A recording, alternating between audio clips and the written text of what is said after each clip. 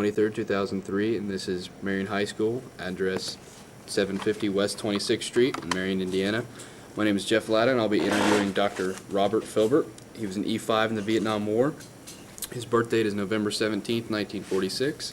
He currently lives at 1703 West 32nd Street here in Marion, Indiana, zip code 46953.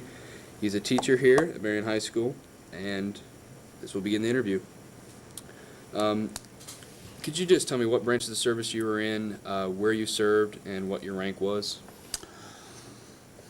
Okay, I was drafted into the United States Army in around January 1970, and February 1970, and I went in as enlisted, and I served boot camp at Fort Knox, Kentucky, advanced individual training also at Fort Knox, and another individual training at Fort Benjamin Harrison, and then ambush training at in Missouri. And then I served all of 1971 in Vietnam and came out as an E-5 in January of 1972. Okay, where were you born? Where did you grow up? Where did you go to school? The basic, what was going on. Okay, I was born in Anderson, Indiana. I attended St. Ambrose parochial school, St. Mary's High School in Anderson, Indiana. I graduated in 1965. Graduated out of Ball State in 1969. Okay, growing up, did you want to serve in the military? Not particularly. The reason being is because my father was combat engineer with General Patton during World War II. And my brother was also a Vietnam vet, and he was there in 1969, and then I got drafted. So everybody in my family has been drafted and sent to a war zone, with the exception of my mother. What was going on in your life during the years before your military service? College. During the week, studied very hard, and on the weekend, partied very hard. And that's about it for 4 years, and then you try to find a good summer job. What was happening in the world during the years before your service? The world, very sensitivity. What you had was the civil rights movement going on during the 60s, and you had the hawks and the doves, the splits there between those in favor of the Vietnam War, those opposed to the Vietnam War. You had Democrats versus Republicans. It just seemed like there was just many splits. You had the Age of Aquarius, the Flower Children, and a lot of social revolutions going on at that time. Were your parents worried that you were going to go to the war? Always. Especially after the war lasted longer than my college career. They were... especially my mother. My mother had had enough of war. She'd had 4 years with my dad. She'd had 2 years with my brother, and she didn't think she could handle another 2 years of Army service, and especially 1 year in a war zone. But she's made of tough stuff back then. Okay, at what age did you start your military service? Hold on.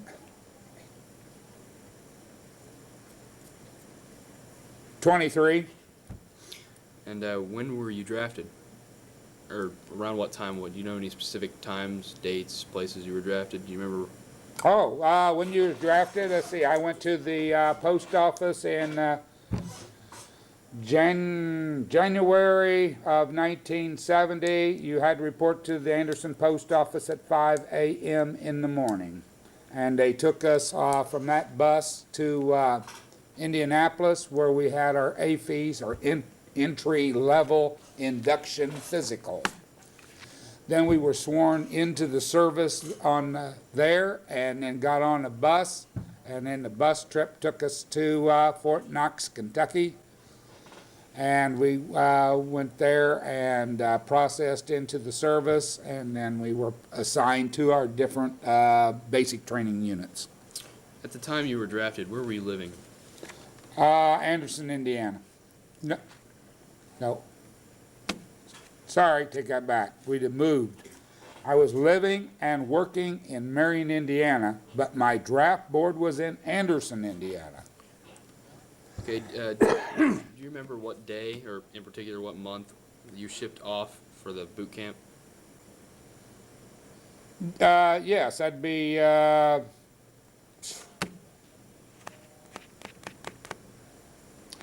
say it'd be, again, this January, February. I can't really put a limit on it. These dates are starting to mix themselves up. A specific date. I'd have to look on my discharge papers, but I can get that to you. How did this feel, like being shipped away from home and knowing you were probably going to go to the war?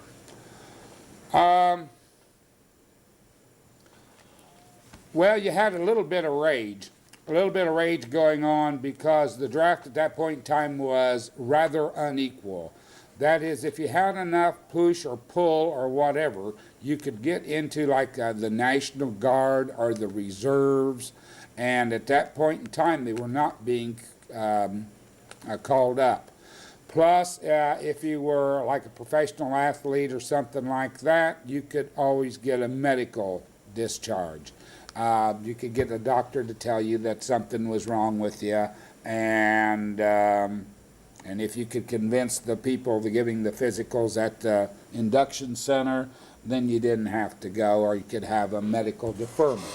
Then you had the others that if you got married, you also had deferment. And if you had children, you were in a different classification.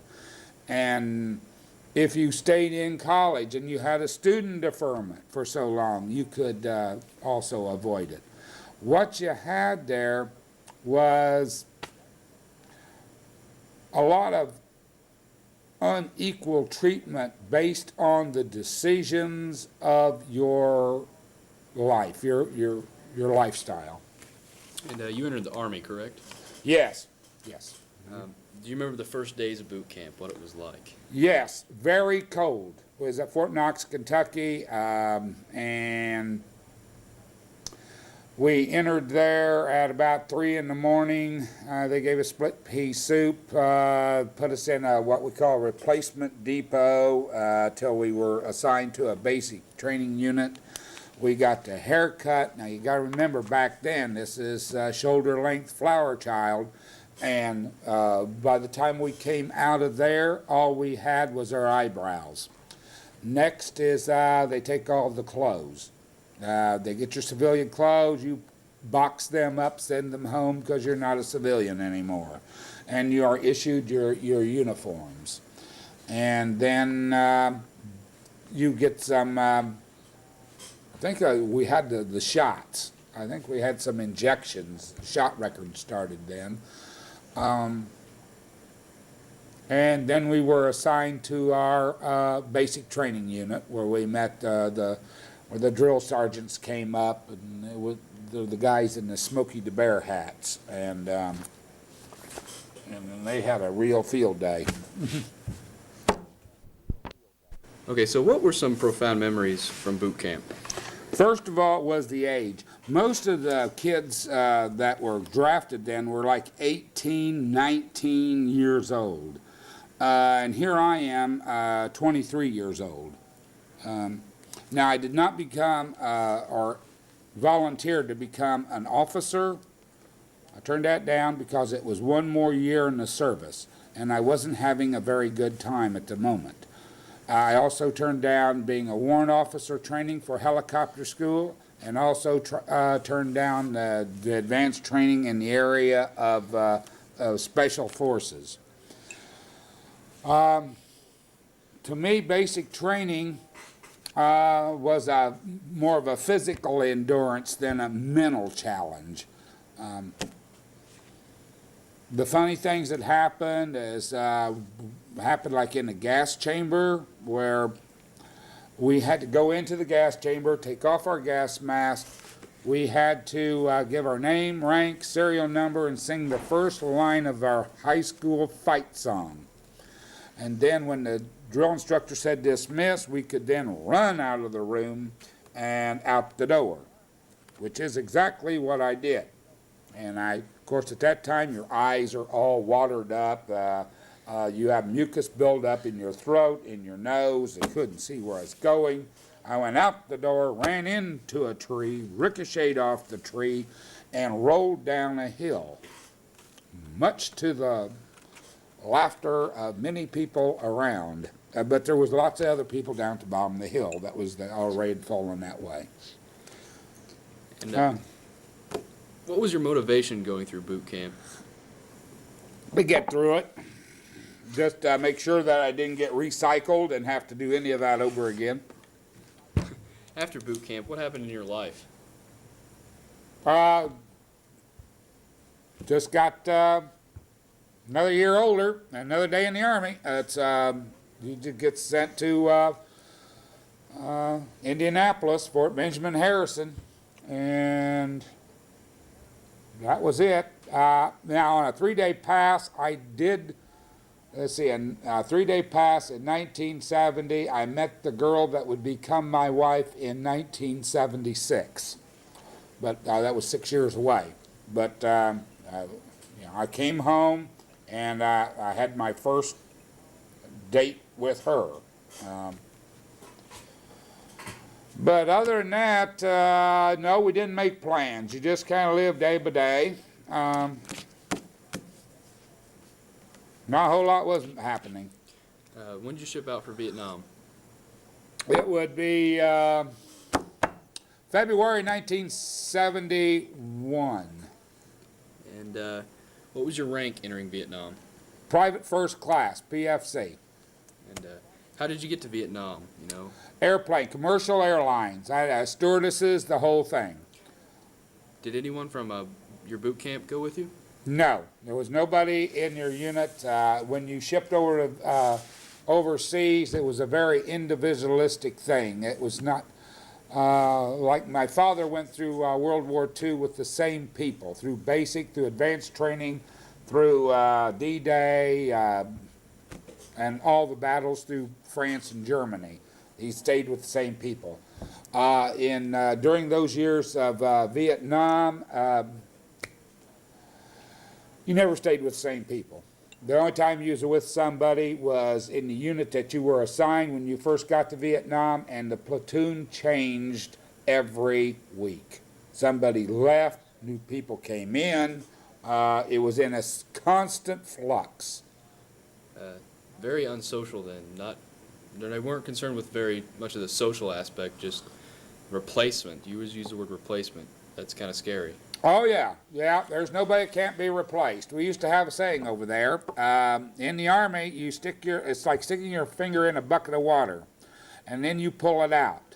And the void that's left is how much they're going to miss you.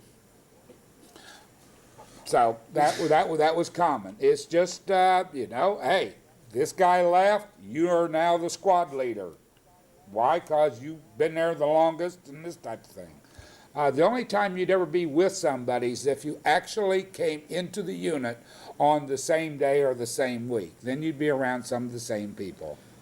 The moment you landed in Vietnam, how did you feel? Okay. First of all, it was a flight that started in Oakland, California. And then we gassed up in Alaska and gassed up in Japan, and then we followed the moon around the Earth. It was almost total darkness during the whole flight. But it was daylight when we got to Vietnam.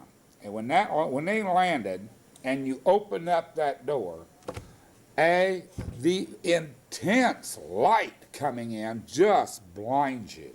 That's number one. Number two was the heat. I mean, it just kept boom. I mean, we've been in an air-conditioned airplane, and prior to that, we was at Oakland in January, February, which is rather cool, and the heat. Next was the humidity, and the third was the smell. And all this just wham, it's just sensory overload as you're getting out of the plane. And where did you land in Vietnam?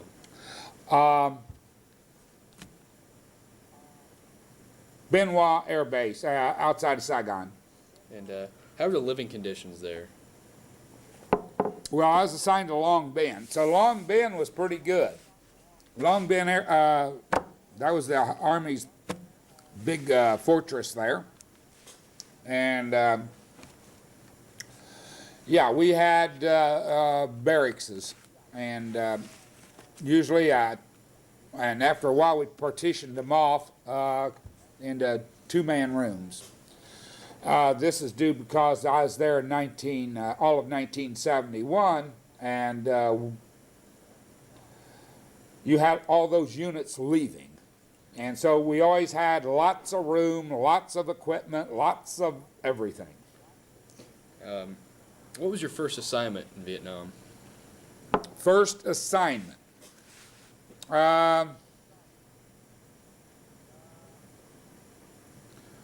Okay, I was assigned to headquarters company as the clerk, the Radar O'Reilly. General Staff Company, USARV, United States Army Republic of Vietnam, that's what that stands for, Special Troops. And so I was the company clerk, or the assistant company clerk at General Staff, USARV. And what were some of your various duties during the war? Oh, well, we had to do perimeter guard and this type of thing. We did all the record keeping for that particular unit on the personnel.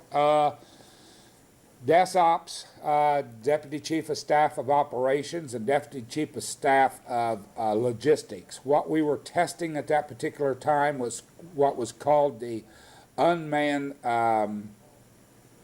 sensing devices, also known as electronic battlefield. Back then, especially a lot of what we would call night fighting technology. Night vision goggles, we tested ultraviolet, infrared, thermal imaging, I like that one the best, and the starlight scopes. Did you ever see combat in Vietnam, and if so, like when, where, and what was going on?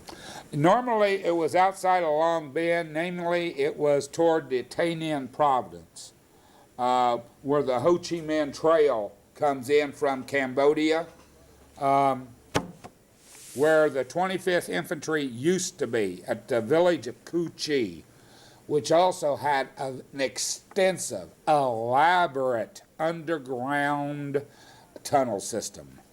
That was, you just couldn't believe that thing. They had underground hospitals.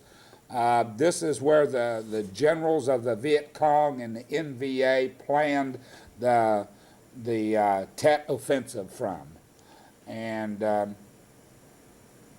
just a super complex there. So you had what was called the Parrot's Beak and the Fish Hook and the Hobo Woods and the Iron Triangle. You had the Rocket Belt, all those areas that had all those nicknames. How did you feel about this combat? You just did, you went in and said, "Dear God, don't let me screw up." All you want to do is keep yourself alive, keep your friends around you alive. Once you're over there, this is beyond politics, rah, or anything else. It is an individual exercise of survival. That is the number one. Number two is the guys that you're with. Don't get them hurt. And that's the two prime directives. By 1971, anybody knew that this war wasn't going anywhere. This thing isn't worth dying for, taking risk for. So we did our job. We did it the best we could, but primarily we made sure that we did it the safest we could.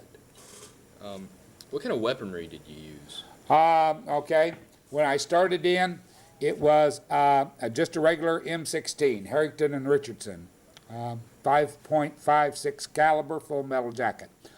Okay, then once I got to be a Spec 4, they switched me over to an M60 machine gun. Okay, then once I got to be a E-5, a specialist, Spec 5 or Sargeant, then I had what we called 208. And also had a 203. The one, I believe it was the 203, was the carbine version of the M16, folding stock. There wasn't a whole lot of them around. So anytime I took that anywhere, you always got a lot of stairs. And it had a folding stock on it, and it had a little shorter barrel. The other one was a 208, and that was a combination of an M16 and an M79 grenade launcher, which was underneath. You see pictures of that when, in regards to this war in Iraq. You see a lot of people carrying these things now. That they were first developed. But when I first got there, the M79 grenade launcher was a separate weapon from an M16. And so right at the end, we had those two elements combined. Did you see the death of men, or did you see death in general in Vietnam? Death in general. Yeah, you'd see where the different buildings got hit by rockets. You had got people coming in off of the helicopters. You had the big hospital there. It's just, the wounded and the dead, very young, very young. How did you deal with it mentally? You don't, you really don't. You just you get to be rather numb to it. You stay away from it as much as possible. Don't think about it. Did many people die that were in your unit? No, nobody died. 2 wounded. And 2 had severe mental problems and had to be taken away under anesthetic. Were you ever injured? No, never injured. Everything missed. How did you manage that? Luck. That's all you get's luck. Being good has nothing to do with it. Lifestyle has nothing to do with it. Luck has everything to do with it. You can have a person, they get an AK-47, rip off 4 shots at you, and miss you by inches, and every shell that they shot hit the guy right behind you. And so there's just no accounting for dumb luck. Were you ever a POW? No, never got close enough. No. What'd you do on your downtime in Vietnam? A lot of sleep, read a lot, write letters home, read letters about home. Try to stay where there's air conditioning, any place that's cool. And then we also could buy, and we were issued and then bought Coca-Colas and beer. And so you drink a lot of fluids. Did you ever pull pranks or joke around in Vietnam? No, none of us were in a jovial mood. And it was usually too tired and too busy, or had better things to do, or plus any pranks might make somebody edgier than what they already are. Did the serious nature of your situation ever get to you? Did you ever just want to get out? Oh, you want to get out every minute, but no. The effect of it is that you, especially on night perimeter or night ambush, you're one of those. You've never had senses reach that peak in your life. The smell, sense of hearing, sense of night vision, sense of all your senses are just absolute. They've never been honed that had that edge. Okay. And never so grateful to see a sunrise, because we owned the daytime. But Charlie or the Viet Cong or the NVA, whatever you want to call them, they owned the night. And part of the unit that I was in was all college grads that did not become officers. And we tested a lot of stuff, motion sensing devices and all those things that we now use to defend, not defend, but to wire the border between us and Mexico, and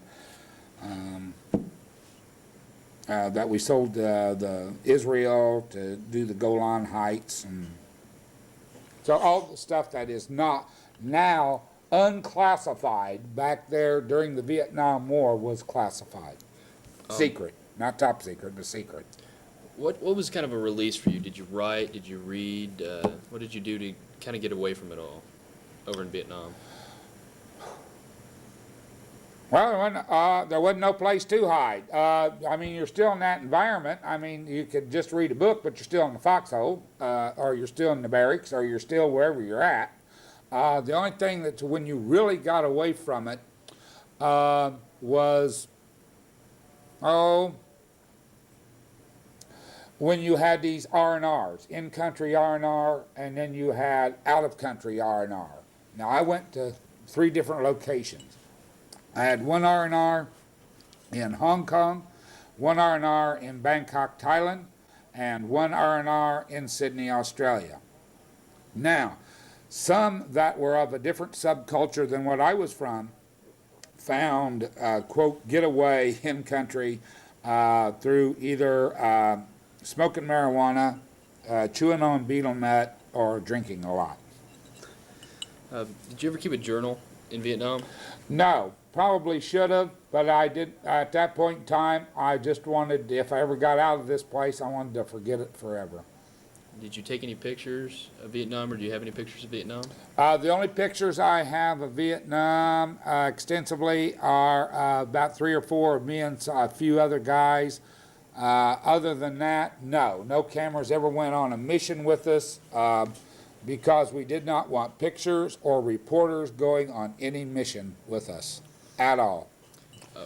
Now, when I returned in 1995 as an educator to Vietnam, then I took many pictures, many slides. What rank were you leaving Vietnam, and when did you leave? Okay, I left in February of 1972, and I was an E-5. Some called it a Spec 5. Others said as a squad leader, it was a sergeant. So I preferred the sergeant rather than the Spec 5. What was your most profound memory of Vietnam? Just the one thing that, like, to this day, just remains in your head. Just The people in my squad. That was it. That's the best memory that I have. That's the one that I hang on to. Was the people that was in my company, and especially my platoon and my squad. It was the people that I served with. okay. How did you get back to the U.S. and where were you when your service ended, and how old were you? Okay. Well, we took off, like I said, in February. I was 24. Yeah, I believe.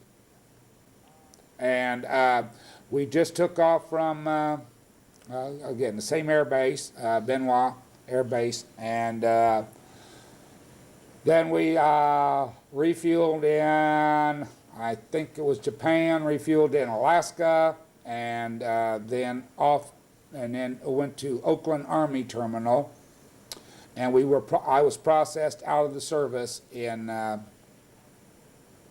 at Oakland Army Terminal in February of 1972, and so in a matter of 3 days, you went from within the week, you went from the rice paddies right to the streets of San Francisco. And where did you go after San Francisco? San Francisco, after I got a release from the service, which was about a week long or so, and then I went right back to, I caught a flight to Indianapolis and then home to Marion. My parents picked me up. When you got back, how were you treated as a Vietnam veteran? By your parents, by your close friends and loved ones. It was a very joyful type of thing. To any strangers, outsiders, you didn't mention it. Okay? Now, I started working on my master's when I came home from the service. Because I came home in February, I couldn't get my teaching job back. So what I did was use the GI Bill, and I worked on my master's in social science at Ball State University. And when I was on campus, I couldn't wait for my hair to grow out so that I wouldn't stick out so much. And also about losing the sunburn, suntan, which is in February, you had to have an explanation for. But no, you more or less kept it secret that you were ever a Vietnam veteran. Did you ever stay in touch with any of the people you met from the war? No, none. Vietnam vets were not big ones for reunions and this type of thing. The reason being, like I said before, we were never a cohesive unit for any length of time. We were, at least during the time period that I was there, you were with this guy for a month, you was with that guy for a month and a half, or 2 months, or 3 months, or this guy was around for 4 months or 7 months. The platoon changed so much that real close relationships did not develop for any length of time. And after you got your master's, after you got done from the Vietnam War, what did you do? Okay, after that I got my master's. I was teaching at Marion High School. I got married in 1976. Okay, 1978 I became president of the Marion Teachers Association. Okay, I was president of some 500 and some teachers.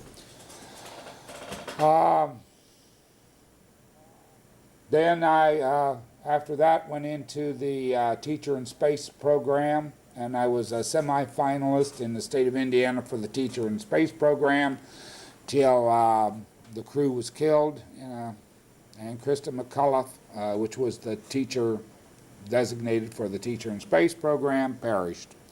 And to this day, that position of the teacher in space has never been fulfilled or sent up.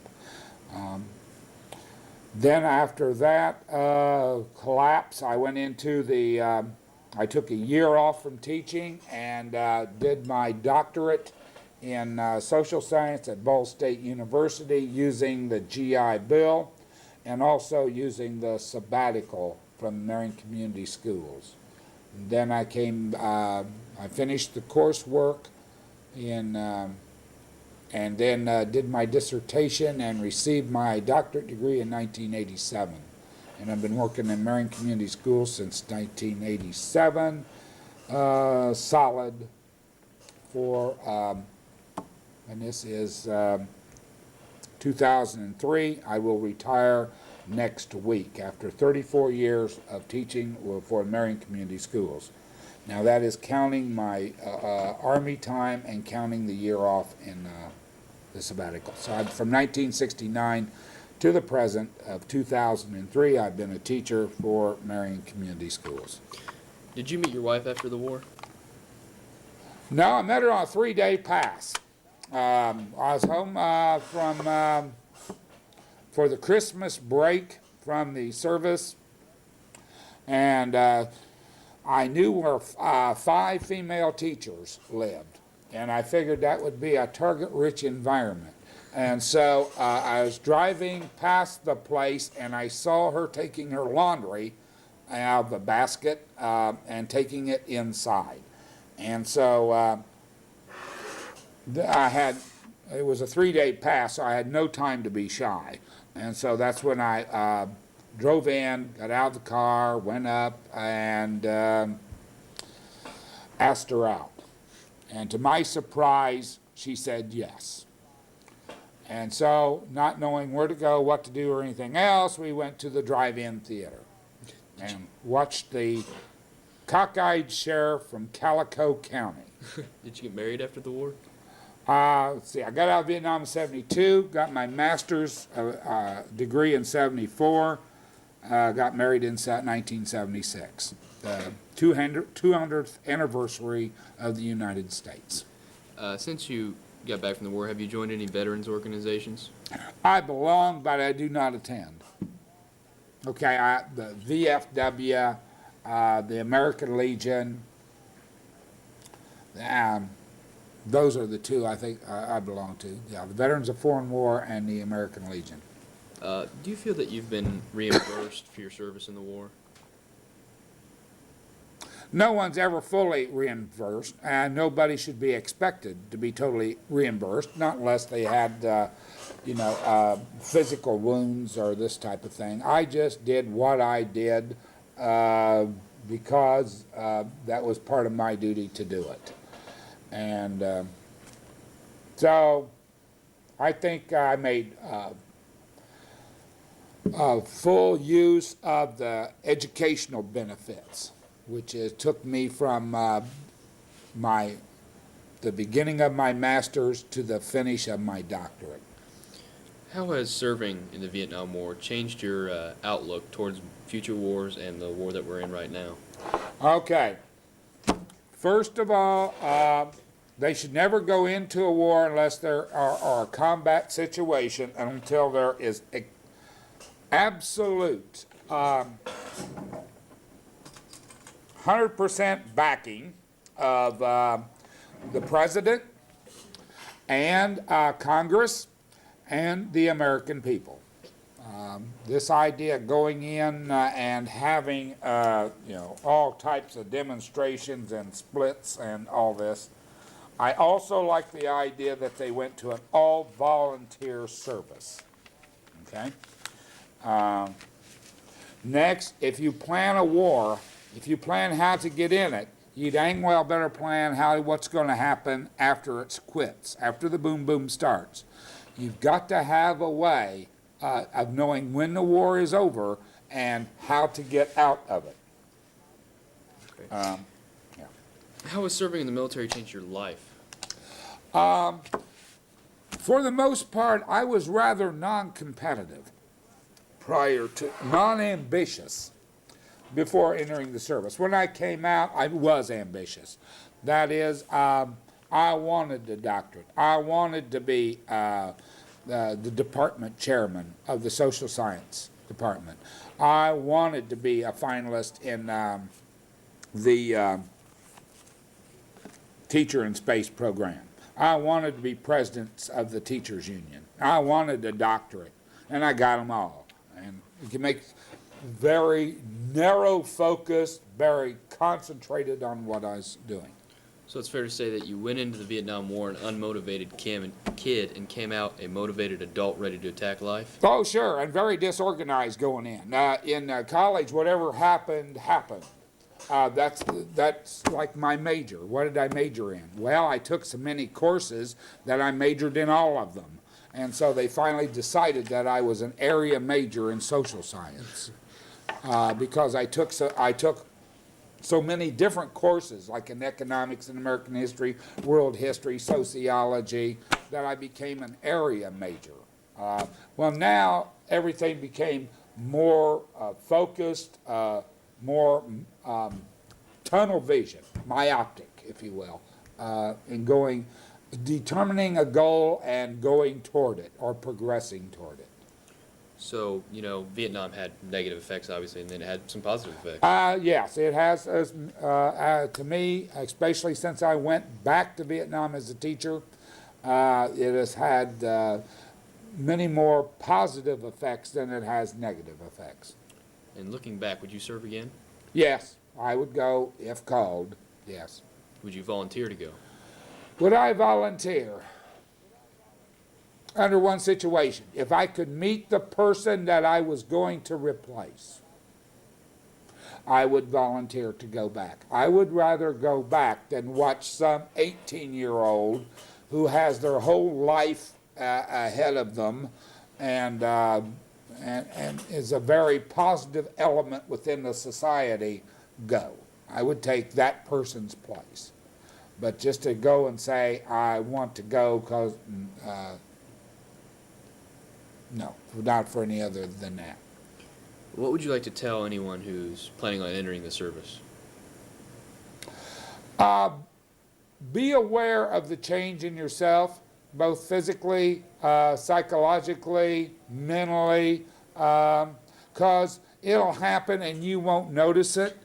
And so when you come home, you're pounds lighter, and you have a different walk, you have a different talk, and you have maybe a little bit of a more determined and disciplined way of thinking.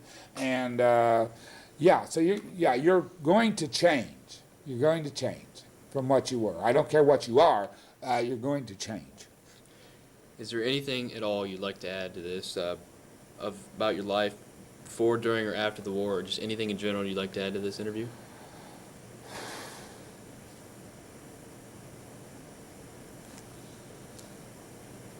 Well, being this is the weekend of Memorial Day, I would say that there is a saying that is in the front of every Vietnamese school, in the front of every classroom: never forget the sacrifice. Okay, that is the sacrifice of those who went before you and gave you what you have, be it your freedom, be it your education, be it your whatever.